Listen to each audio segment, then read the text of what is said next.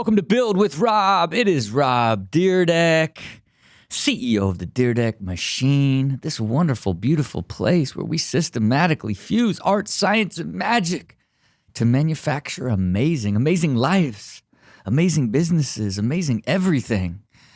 Thank you for listening. As always, wherever you may listen, subscribe, like, comment, engage.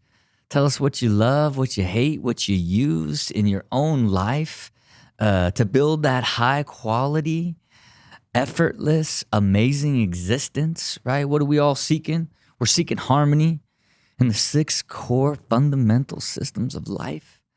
That's really what we're doing down here. If you're listening to it, like, subscribe, be all about it.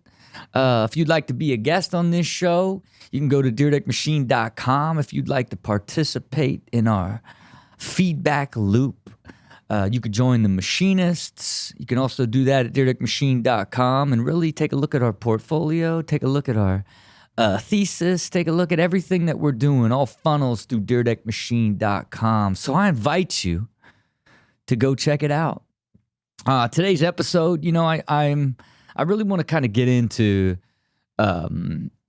explaining at sort of a deeper level of what automation means to me. I think, you hear me preach it, any which way but loose about how important using a machine mindset is to drive everything to automation. You want to design and automate it because then you can drive it to optimization, and greatness is found in optimization and use systems. I use a machine method to create businesses and a rhythm of existence to manage my life. And I have system on system on system because I automate this. I automate television. I got a system for that. And I want to kind of bring a little bit of clarity to what I mean by automation, how important automations in your life are, and ultimately what they're also not, right? Because I think a lot of times when you talk about systems and you talk about automating, it feels really rigid. When I'm saying systematically fusing, it feels real rigid. And I think a lot of people, when they hear about how, I track all this data and I track all of my time and manage everything super diligently, and you can look at my calendar and every single hour is filled out in the past, and looking into the future, almost every single hour is planned out, and it's not nearly as rigid as you would think, because, the truth is, you cannot live a highly automated, highly optimized life without being highly adaptive. If you want to run in a really beautiful rhythm and have a ton of great systems sort of effortlessly flowing you through your life, allowing you to achieve more and more with less and less effort, you also have to be willing to be adaptive inside that system. And most people get a little taken back by the idea of the machine mindset and a systematic approach to almost anything that you do, whether it be a systematic approach to your own personal growth and evolution, a systematic approach to relationships and finances and career and lifestyle and health and mental health and all these things. I think it just feels rigid, and the truth is, for me, it's more about the baseline, because you got to think about it. Like, everything's kind of hard at first, even creating a system or even automating anything, right? When you put it in place at first, it's kind of hard to do, but then eventually now it gets into a rhythm to where you no longer have to think about it. It's now a habit, and then now you're making it better and better, and for me, I do it in a lot of different ranges, right? So, one thing that I do is I have a complete system for how groceries are purchased for our household, right? And then we even have an entire sort of operating system for how groceries and our house is ran and how the entire house is supported. But that doesn't mean that it constantly flows perfectly and that everything is there at every single every single time you need it. It's constantly being evolved and optimized, and what we need and what we're eating changes. What we even think is part of like that household operating system is continually evolving over time. Part of it is haircuts. I used to drive um, to God, I want to call it Pro Cuts, Fantastic Sam's, whatever it was. This is what I would do. I would drive like a Ferrari to Fantastic Sam's, and then I would pay for everybody's haircut so I could cut the line so that I could get a haircut. That's how I would roll. You know what I mean? Because I figured, like, man, I'm in a hurry here. Everybody here would also love to have their haircut paid for. It's like $20 a piece. Maybe it cost me $100 to jump the line, and I would be on my way. But the problem is it's still 15, 20 minutes down there, sort of a process to get, through all of that. And then boom, I lost an hour in the day, maybe more, getting a haircut. You know what I mean? And then I eventually transitioned to finding somebody that would come to my house. Another part of like having it kind of living out in the ethos, then I had to find time in my schedule. So it became incredibly inconsistent, and then you know how it is. And this is a super simple version of like how automation can really like alleviate you from losing mind share and ever even thinking about something again. But you got to realize, I then hired someone to come to the house and do my haircuts at the same time once a week. So it ended up in my rhythm of life. It now is the same time on Saturdays at 9 a.m. And now I never even have to ever go through the process of ever even thinking about my hair ever again. It's basically a slight haircut once a week that makes sure that I basically just have a perfect haircut to manage through my life. And it's just one more thing I never have to think about or add mind share or add any chaos to my existence ever again. That's a practical way of where like automation is something that you don't think about that could steal a little time from you. But on the adaptive side, I'm traveling. Certain things are happening. Sometimes you got to push like, hey, I can't do it on Saturday at 9. Can we move it to the following Wednesday at 4 o'clock? Like it's not like, because I set something into the rhythm and then automate it, that it just never, ever gets changed. I think one of the key things that you can think about from a health perspective of when you look at automation, it is your meals. You know what I mean? If you for most people, it's going to be the struggle of like, how do I eat healthy?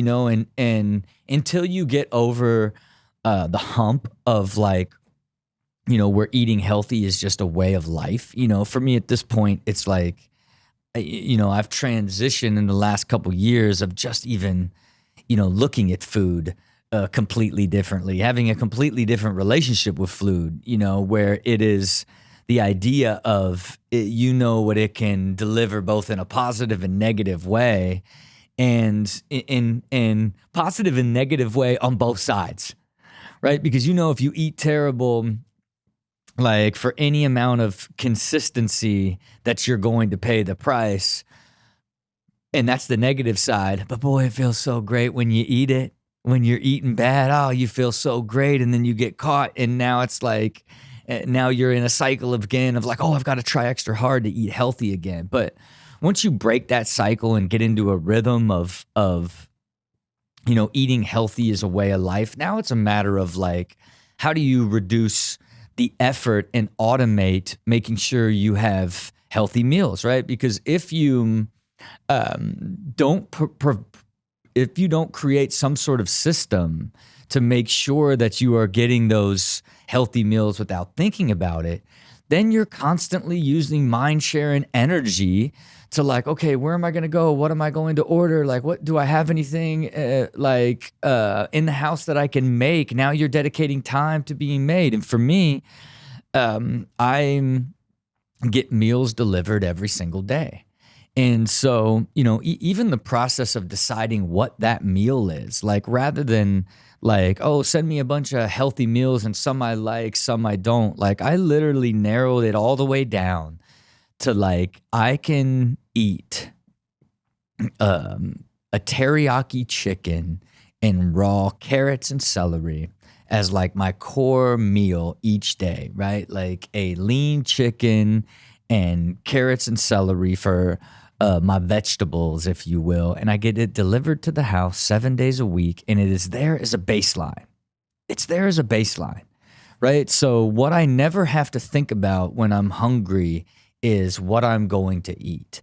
But it's not the only thing I eat, right? When you think about that, it's like, oh, you just eat the same thing over and over again. Now, for me specifically, I can eat that meal 4 or 5 times a week and not even, think twice about it. I enjoy it and it never gets old to me. But it's not the only thing that I eat, because I still have automated all aspects of my dinners and my times out during the week, so that I know that I'm going to have a variety of different things, whether it be sushi or steak or whatever I might be going out and doing, as it relates to the automation and the rhythm that I've created with my time and my wife. But again, and then some days I just don't feel like the chicken and vegetables, and then I make something else, or I do order something.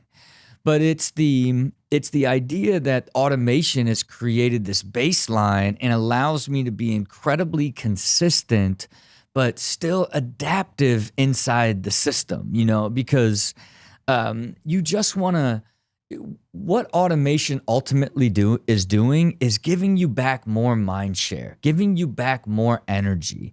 The more things that you can put into automation, the less effort you have to do to bring them to fruition, to reality, to go through the process, right? And it's not nearly as rigid as you would expect, but it gives you this baseline of freedom of mind share, that you have everything flowing in a rhythm and you can change it if you would like. And it scales out, even further to me as it relates to, then how I begin to design my time and the all of the different ways that I have put in automation, even in the relationship with myself and my wife. It's still, if I plan multiple date nights and breakfast date and movie date and sushi night and talk night.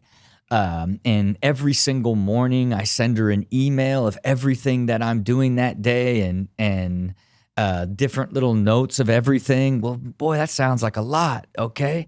That sounds like a lot. And then it's just like, oh, your life's on this like rigid schedule of these dates 5 or 6 times a week. And then like these emails, that just seems like such a massive amount of work. And for me, when for the email, the self, it's I don't write that email every single morning.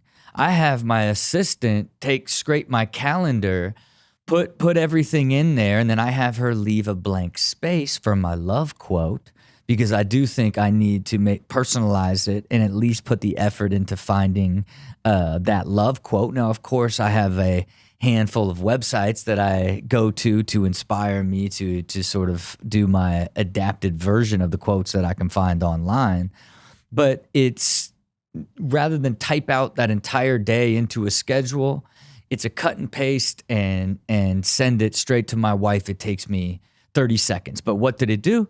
It was part of the process that I needed to do to keep her more informed of what I'm doing every single day, so she feels more connected and we can stay more open about everything going on in my life. Because before I added that to my system, so much was going on in my life that she didn't know about. But it was a lot of work at first. Then I began to like, okay, now I'm doing this every day. How do we automate this? Okay, scrape my calendar, send it to me. Let me then just modify it a bit and send it off. It goes from hard in the beginning to completely effortless every single morning, right? And again, if I miss a day, my wife's not like, what's going on? Like, you don't even love me anymore. It's if we're on vacation, I'm not gonna send the email every single day. Although some days I do. I know she loves to wake up to those love quotes, but who wouldn't? I like sending them because I love love. But I'm adaptive even in that world. You know what I mean? But the system is flowing. It's whether or not I need to end up doing it that day. And then when I look at the way that I've automated how we communicate, spend time, and everything that we do, I'm still highly adaptive in it. Like if I have the rhythm of my week completely designed, but I'm totally exhausted, like I will push something out. I will kill a day. Like if my wife is had a bad day or something has occurred, that the energy level is twisted, and as a whole, it's time to break from the system.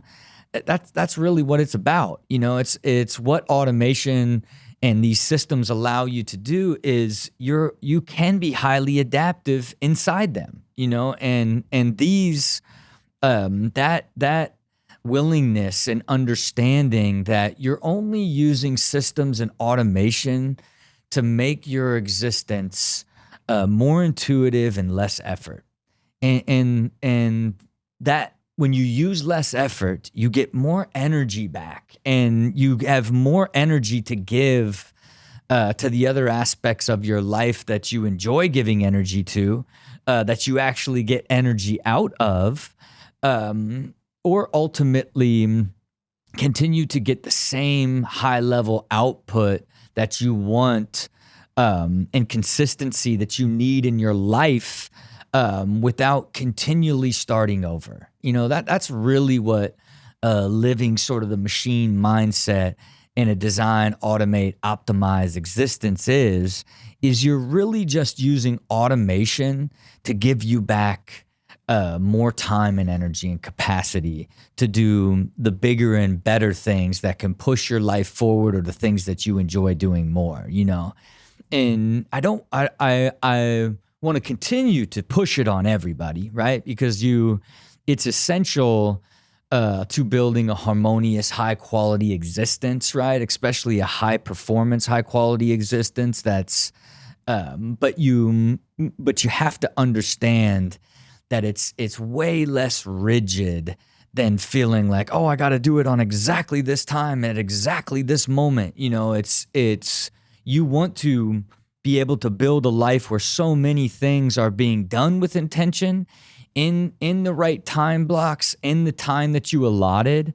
But it doesn't mean everything, every single time, every single day needs to happen inside that, and then you got to just begin to look at all aspects of your life and where could you like find places to automate it, and to me it's, when you look at sort of your health system, that is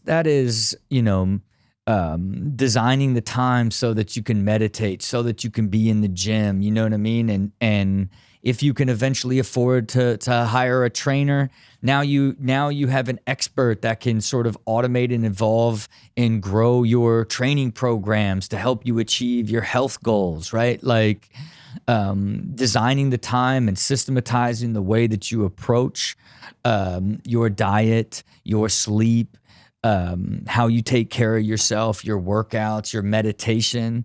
All this does is lead you to do it in a more intuitive, effortless, more consistent way, which ultimately delivers on a higher impact, a compounded effect in your life that just gives you more energy and ultimately makes you feel better about yourself. If you apply the same discipline to, how you look at, your finances and create a system of how you take a portion of what you earn post-tax and invest it into a system that you're comfortable with and that you agree is your path to financial freedom. If you systematize that and know you're going to pull this much money and put it into these few places, like now you don't have to think about it, and you get to measure the success of that system based off of the growth of the way that you're investing that money. You know, when you look at your career and your job, it's how am I putting in as many systems as possible to maximize, you know, what I can get paid and ultimately what my income is from this job, from this company, with the least amount of effort, right? And how can I look at what I'm responsible for executing and either hiring or building a system that automates it so that I can continue to use energy in other aspects of my life. Again, you know, how I've automated so many aspects of my relationship so that the communication is always there. There's nonstop clarity. There's spending the right time with each other that's both in a variety and not just a one date night a week, but different dates throughout the week and different times, but also leaving it open to be highly adaptive. And then the things that you love, the things that you want to spend time on,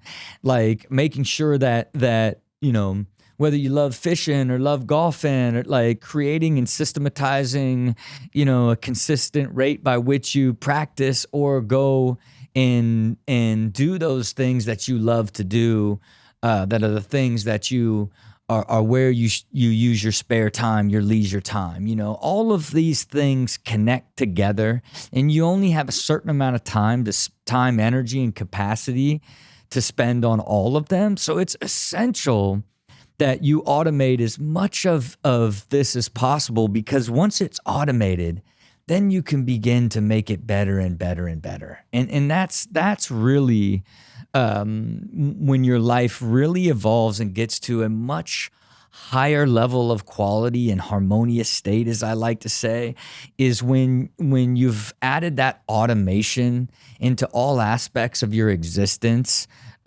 so that you're able to do more with less effort, and or be able to do your core sort of life, if you will, that is at the central force of allowing you to live the high quality life that you desire, being able to do it in a more effortless state, giving you more time to reflect and evolve and create new things and get future focused, you know.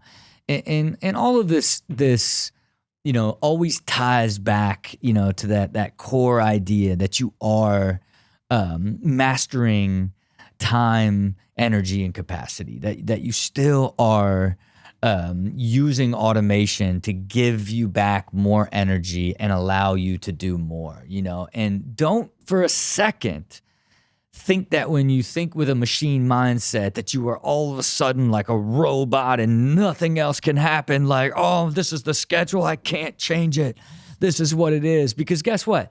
That life doesn't work like that. And even like the stuff that you automate and optimize, you're going to change it because you are continually evolving. The world is continually evolving around you. And so that your goals and your systems and your automation will continually evolve along with you. But the beauty of it is optimizing and evolving takes way less effort than starting from zero and you know, starting from zero every single time, or even starting from zero and getting to automation. Once you get things to automation, from that point forward, evolving and changing is much easier because you don't have to start from zero. Look, you know, I know some people apply it in their lives, some people don't. I think when you think about it, you automate a lot more than you realize. And take a look at all aspects of your life and how can you drive it to automation, because after automation, it's optimization. And man, optimization is where it is truly, truly magical. And live like me, man. Just try to get that machine mindset cooking. You know, it's about living a life with intention, high quality, harmonious existence, designed and lived with intention. It's really, really all I'm about, and what I'm really trying to preach to people to think about it. And from time to time, I feel the need to let everybody know it's just not as difficult or rigid as hardcore as I make it sound. It's highly adaptive, and when you have everything flowing, it's amazing. You would be amazed at how extraordinary it feels when you just have everything around you automated and flowing, and life continues to evolve and grow towards your goals and the ideal version of yourself. It's truly amazing. All right, well, look, that's it for our episode today. Hopefully you can go out there and start automating everything that you can, because you know what it is. The first thing you always got to do is understand what it is you're trying to do anyway. You got to look way out, and you always got to make that plan, because that's the only possible way that you can create the future, is make that plan, and you got to give it all you got to make that plan come alive. As always, see it, believe it, do it. Till next time.